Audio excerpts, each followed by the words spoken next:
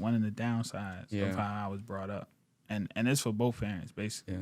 You know, since my mother had to play two parts. Like I said, she was stern, so we didn't get that emotional, you know, pouring into. So like for example, before I came here, my daughter, she was but so that's right, my stepdaughter. Yeah. She was telling my sister, she was like, you know, I can tell that you and Sean are siblings because y'all don't like affection. And she was like, watch this. And she came over and hugged me. I just stood there like that. And, you know, and now that I'm 30, I'm looking back on it, it's like because I was never taught how to, you know, like prime example, when I was 8, 9, the dude stuck a knife in a switchblade in my hand. Oof. I still got the scar. And he looked me dead in my eyes and he was like, big boys don't cry. Oh you better not cry. I mean, the tear was rolling, but I never was like, wow. And once he did it, you know, he wrapped it up and he was like, you know, I'm teaching you a life lesson. You know, so now I'm going through life and I'm like, so what do I do with all this? Yeah. So when my fiance want to talk about stuff, I'm kind of hesitant. But I'm always remembering now, like, well, you don't say nothing, then you can't expect her to know because you're not saying nothing. So, I mean, it might take me like a couple minutes. I might be like, hey, you know, give me a little time. Let me formulate what I'm trying to say. Yeah. You know, but I'd be like, all right, I'm ready to talk about it. But I know that stemmed from growing up because, again, you know, if my father was there, it would have been balanced. But since my mother had to choose one or the other, she chose to rule with a stern hand. So it's like my stepdaughter said, when she hugged me, I just like, why are you touching me? Like, wow, man. Wow, that's really a story to tell, bro. Especially your daughter already noticing the difference. Oh, this guy is not emotional, bro. Damn. Wow, bro. That's a story, bro. I really appreciate you for giving us that story. I really appreciate that. And you know, sometimes we don't really like communicate and have this like real talk because we don't know how to. And sometimes we're scared that, oh my God, I might not get the response I want to hear. Right. And maybe you might hear something else. I'm just going to give a prime example. Like every company, right? They in the period of 12 months, they got 4 years every 12 months. That's 4 quarters. So every quarter, they check the books, to balance the book to see, what's the top line, what's the bottom line? Are we making profit or making a loss? And they try to like ask themselves some questions and see how they can improve and adjust. Yeah. They're like, hey, what did we do wrong this week? What did we do wrong this quarter that is going to affect us for the rest of the year? How can we adjust and make sure everything is good? Like every quarter, they have quarterly goals, and they always try to like hit that target. Like especially if you look at the stock market, like the analysts, they're like, oh. This is a target. Oh, this company got to hit like $5 billion this quarter. And if they don't hit, the stock go down. And that's how you see relationship got to be. You got to be like quarterly goals, and you got to have that real conversation. Like, hey, babe, is this relationship going the way you envision it to be? People don't want to ask that question because, damn, they're scared of the answer. They don't want to hear the answer. But that's some conversation we got to start having. Like, is this relationship like really moving towards the direction you envision it to move towards? Yeah. And the moment you get the answer, if it's not moving towards that direction, hey, how can we adjust? Yeah. What action, what measures, what steps can we start taking today that's going to make us like get better tomorrow? Correct. Because we are not perfect. We're just imperfect soldiers just trying to figure this thing out. Yeah. And the moment we grow together, learn from each other, that's how we progress. But if we're not even ready to have that conversation, how are we even going to move to the next level? It's really complicated, bro. Yeah. So I know, speaking from personal example, that's exactly what happened to my first marriage, right? You know, I was, you know, again, I come from all this stuff. Yeah. So now I'm supposed to be this tough, macho guy, right? Yeah. So the year 2020, I lost my best friend. Wow. He got hit by a 16-wheeler. Sorry about that. Then after that, my grandfather died in a house fire. Wow. Then after that, I got hit and then totaled my car. Oh my God. So I'm dealing with, and then on top of that, my daughter was born, my first kid born. Yeah. So I got all these emotions that I don't even know what to do with them. Wow. And I'm scared to open up to my first wife because I'm like, bro, she might not see me the same way she see me. You know, and on the inside, I feel like I'm dying. Like, I can't breathe, you know. Nights, I'm just, everything's bottled up, and I'm like, I want to say something, but I'm like, I don't know how she's going to react. Is she going to see me less of a man? She's going to be like, oh, this not the guy that I wanted to marry. Like, what is macho man at, you know? And so everything kept being bottled up. And what people need to know, that you keep things bottled up, it's going to come out one way or another. Yeah. So I started drinking, right? Started getting drunk, all this stuff, you know, just drinking. And then next thing I know it, it's like, oh, yeah, you know, I want separation, you know, and it's like I can't blame her because it's like it's my fault because I should have been like, look, man, how you said come in here for this first quarterly meeting, girl. Look, I'm struggling, man. Like it's a lot going on. I'm trying to balance this grief, then trying to be a father. Like this stuff is taking a toll on me, but I kept it in because I'm like, nah, man, she married me. She married me because I thought she wanted this macho man, but I'm like, she probably just wanted me to say something. Yeah, like, babe, I you know, I need some help. Like, I need you to be here for me. You know. Yeah. But like, for example, when I went to my grandfather's funeral, even though I really wanted her to go, but it was during COVID, right? And then she had our daughter, and she didn't want our daughter to be around people. You know, even though I wanted her to go, I didn't say nothing. I'm like, all right, cool. I didn't say nothing at all. Even same thing with my best friend who died. I wanted her to go to the funeral, you know, and of course she said no. But I was like, I'm not gonna say nothing because, you know, I don't know what the response gonna be.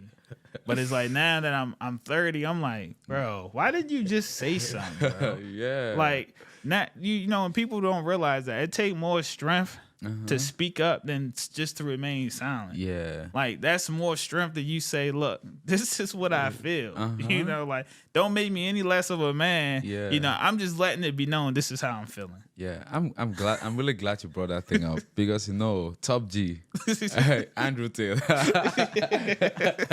It's like, be a man. You got to be masculine male. You got to, like, if you show a woman that, oh, you're vulnerable, you're a weak man, you blah, blah. I mean, I love Andrew Tate, by the way. Yeah. He's an incredible guy. I mean, if you listen to his underlying message, it's incredible.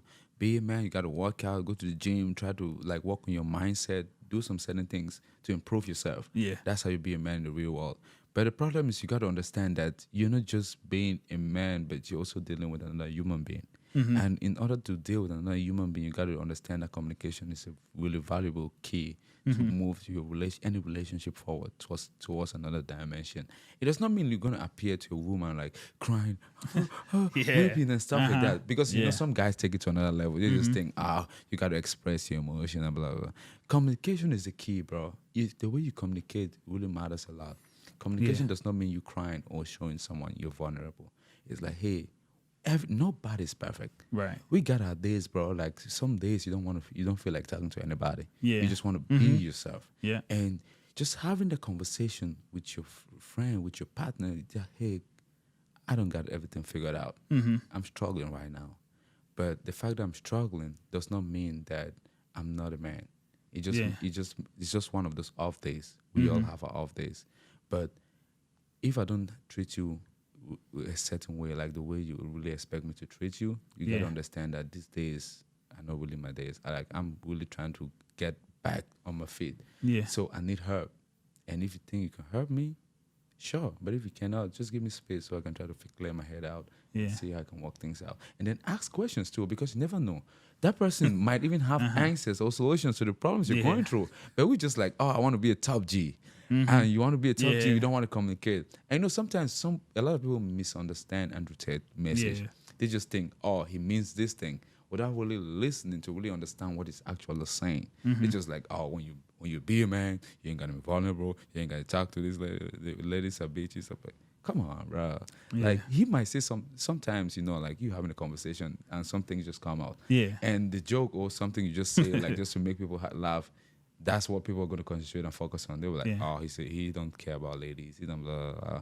I mean, I'm not coming today to defend and defend anything, but I'm just saying, I'm just saying that like we as guys, sometimes we got to understand that we're dealing with a very complicated being called a female or a lady. Yeah. And you got to understand that these ladies were really intertwined in a really valuable way where they have something called instincts and intuition. A lady's intuition is greater than anything. Like we guys, we are so logical. We think, like we think, calculate, think about the numbers and the possibilities. Like, hey, we're so logical. But a woman or a lady is so emotional. Yeah. So she works according to her feelings and emotions. So sometimes, probably you guys might be sleeping and a lady can feel like something is off. Maybe the door is open or something like that. And you're just like, oh, no, you think with your mind calculating stuff like, no, the door is not open. It's okay. And you're just like, oh, after like she's keep pushing you, like, go check. You're like, okay, well, fine. Yeah. You go, you want to check, the door is widely open. You're like, oh, wow. Yeah. And being a man, you don't want to accept that you're wrong. You're just like, whatever. Yeah. Sometimes you just got to appreciate. Right. Appreciation is the key, you know. Like sometimes, because, you know, we as human beings, not only ladies, the most important sound we want to hear is our name. Our name is the most important sound we want to hear. And when someone calls you by your name and listen to your opinion, I mean, it's another thing listening, because a lot of people don't really listen. They always listen with the intention to respond. They don't listen with the intention to understand. And that's a different thing. Especially ladies. Ladies want to have like they want to communicate. They want to talk. They want to talk to their partners. They want to have some valuable conversation. Like we guys, we don't want to talk. We are mostly focused on like our recreational needs, like watching sports or doing something. You know why guys mostly watch sports? They're avoiding conversation. They don't want to. They don't want to be talking. Blah, blah. They just put it on sport, like Sports Center or anything, and just watching. Yeah. Because that's how we're wired. We want to like focus on our recreation. And if it's a wise lady, if you want your conversation, come to the Sports Center. And like, hey babe, I don't really understand this, but what's this guy doing? What's the other person doing? Yeah. And you're gonna have your conversation. Before you know, you can switch and you have what you want to say. But sometimes it takes wisdom to really understand these things, bro. Yeah. So I mean, now me and my fiance, we kind of balance each other out, right? So, you know, she is kind of like my mother. You know, same birthday month, January, right? Wow. You know, single mother. You know, but the only thing, she had 2 kids. So she had that. So I can see like my mother in her, right? So, you know, and it's funny because I'm sitting here listening to you talking. I'm reflecting. I'm like, yo, he's right, because it was a time when my best friend's birthday came up, January 25th. You know, of course, you know, I probably, you know, I was going through all this stuff, laying around, but I was still not laying around for a long time, but just laying around, not being the same old Sean. Yeah. So, you know, when I finally was like, dang, I think I actually might be like down in the dumps. I texted her and was like, hey, boo, I think I'm dealing with like this sadness feeling. And she was like, yeah, I kind of already figured, because, you know, you've been a little hesitant on doing stuff. You haven't been going down in your bar, you know, doing stuff. It's like she already knew. She was just waiting for me to tell her. You know, so it's like, you know, they do have that instinct where it's like, something off. Yeah, something. You know, and then at the same time, as I said earlier, I didn't have that emotional. So, you know, sometimes, you know, it's like the roles are flipped. Like she'll be the logic one, like, no, and I'm like, oh, yo, slow down. You know, let's breathe through this. Let's think, you know, let's get our emotions together. I'm not saying you can't be mad. Now, here I'm like, dang, look at me trying to teach somebody how to, you know, feel their emotions. Yeah. You know, and it's just like God know what you need, you know, not what we want, but what we need. Yeah. So, you know, I'm like, oh yeah, I can understand how she got the wisdom, because again, I didn't know. Then it took me a couple of days, she was like, yeah, I knew like the first day, because you didn't go down to the man cave, you didn't smoke any cigars, you just was. Yeah, just low key. Yeah, and she was like, but I already knew. I'm like, oh, yeah. So, they do got instinct, man. Yeah.